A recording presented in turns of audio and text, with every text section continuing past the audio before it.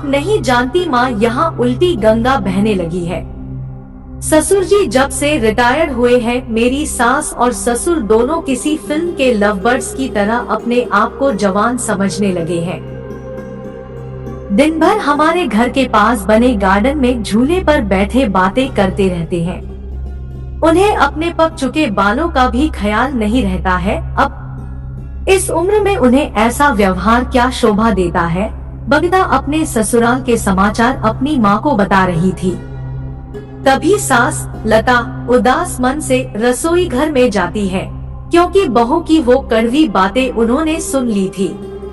उसकी सभी बातों को नजरअंदाज कर सास मसाले वाली चाय बना के पहले एक कप बहू को उसके कमरे में देकर दूसरा कप अपने पति लखन के लिए लेकर जाती है।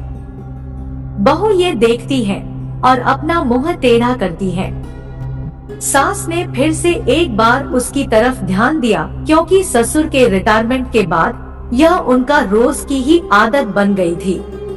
वह अब किसी की भी परवाह किए बिना रोज अपने मर्जी के मुताबिक नए नए कपड़े पहनकर गार्डन में अपने पति के साथ बैठकर अपना ज्यादातर समय बिताती थी।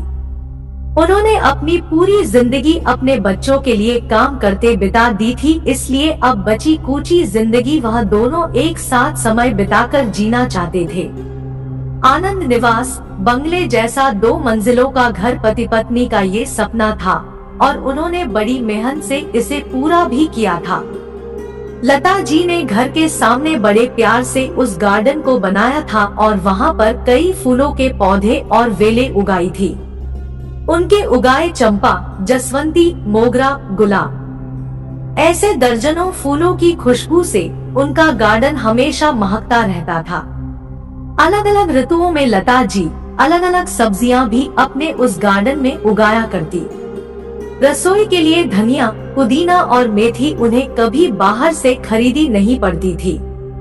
इतने सालों तक काम की भाग दौड़ में लखन जी कभी भी इस जगह का आनंद ले नहीं पाए थे, लेकिन अब उनका पूरा खाली समय इसी जगह पर बीतता था। दरअसल एक और छोटा सा घर वहाँ बना सके, इसलिए उन्होंने वह जगह खरीदी थी, लेकिन अब वह संभव नहीं था। लता जी को अपने बनाए उस गार्डन में एक झूला चाहिए था, जो उन्होंने ला कर दिया था, और अब वही झूला उनको एक दूसरे के साथ ज्यादा से ज्यादा समय बिताने का जरिया बन गया था। उन्होंने अपने घर में सभी जरूरी चीजों की और बाकी ऐशो आराम की चीजों की कोई कमी नहीं रखी थी। फिर भी बहू को दोनों का उस झूले पर बैठकर समय बिताना खटकता था। पहले दिन भर उसके साथ रहने वाली सास अब ज्यादा समय अपने पति को देने लगी थी। अपने सास ससुर को टोंट मारने का एक भी मौका बबीता नहीं छोड़ती थी। वह हमेशा अपना दिमाग उनको उस जगह से हटाने के लिए लगाती, और एक बार उसने ऐसा करने के लिए एक षड्यंत्र भी रचा। अजय, तुम्हें नहीं लगता हमें एक बड़ी कार लेनी चाहिए? बबीता ने अपने पति से कहा। आइडिया तो अच्छा है, लेकिन कार रखने के लिए जगह कहाँ है हमारे पास? एक ही छोटा सा गैरेज है जहाँ सिर्फ एक कार के लिए जगह है। अजय ने चिंता वाले स्वर में कहा। कौन कहता है जगह नहीं है? वह गार्डन है ना जहां आजकल 2 लव बर्ड्स अपना डेरा जमाए बैठते हैं। बबीता ने पति की तरफ तिरछी नजर करते हुए कहा। आजकल तुम कुछ ज्यादा नहीं बोलने लगी हो, अजय ने अपनी पत्नी को फटकार लगाते हुए कहा। लेकिन सच तो ये था कि उसने भी इस बारे में अपने पिता से बात करने का मन बना लिया था। अगले दिन अजय पिता के पास गया और उनसे बोला, पिताजी, मेरा और आपकी बहू का मन है कि एक बड़ी कार ली जाए, पर बेटा हमारे पास पहले से एक गाड़ी है ना, दूसरी गाड़ी लेने के बाद हम उसे रखेंगे कहाँ? लखन जी ने कहा। पिताजी, इसी गार्डन में एक नया गैरेज बनाने की सोच रहा हूँ। बबीता को इस गार्डन की कोई पड़ी नहीं है, और माँ भी भला अब और कितने दिनों तक गार्डन का ख्याल रखेंगी। इसलिए अच्छा होगा कि सभी पेड़ पौधों को तोड़कर यहाँ गैरेज बना लिया जाए। अजय ने अपने विचार बताए। दूर खड़ी लताजी का यह सुनकर जैसे दिल ही बैठ गया।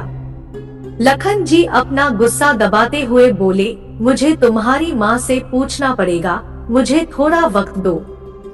क्या पिताजी इसमें, क्या मम्मी से पूछना? आप दोनों तो किसी का विचार करते ही नहीं हैं।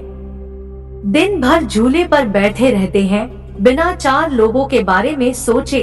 अब बबीता घर में है, छोटे बच्चे भी हैं घर में, और आने जाने वाले लोग भी तो आपको कैसे देखते हैं। आप किसी का विचार नहीं करते। अजय थोड़ा चिढ़ते हुए ही बोला। अंदर से बबीता की बड़बड़ भी चालू ही था। लखन जी कुछ नहीं बोल पाए।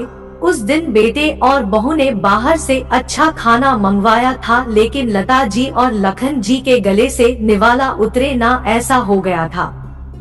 उस पूरी रात दोनों ही जागते रहे, लेकिन सुबह सुबह कुछ विचार आने से लखन जी के चेहरे पर मुस्कान आ गई थी। लखन जी खुद रसोई घर में जाकर चाय बनाकर लाए थे, लेकिन लता जी इतनी निराश थी कि वह आज बगीचे में किसी भी पेड़ पौधे को पानी तक डालने नहीं गई थी।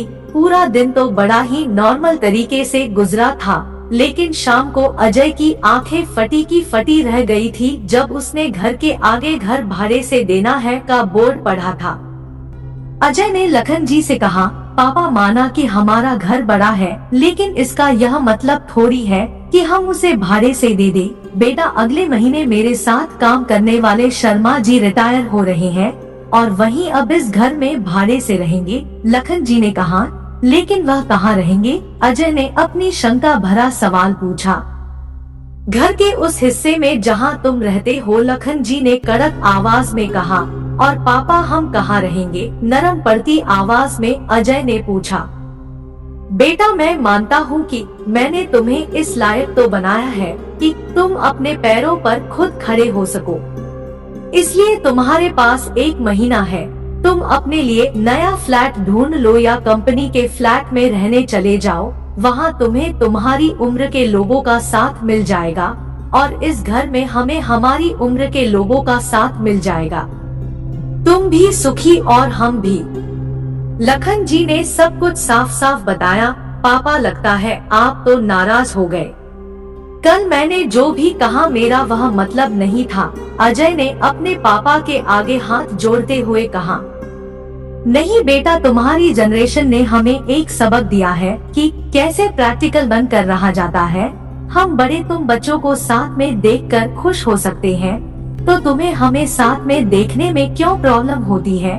यह घर, यह गार्डन में बड़े हुए यह पेड़ पौधे इस बात के गवाह है कि कैसे तुम्हारी माँ ने मेरे लिए और खासकर तुम्हारे लिए जी जान से सेवा की है।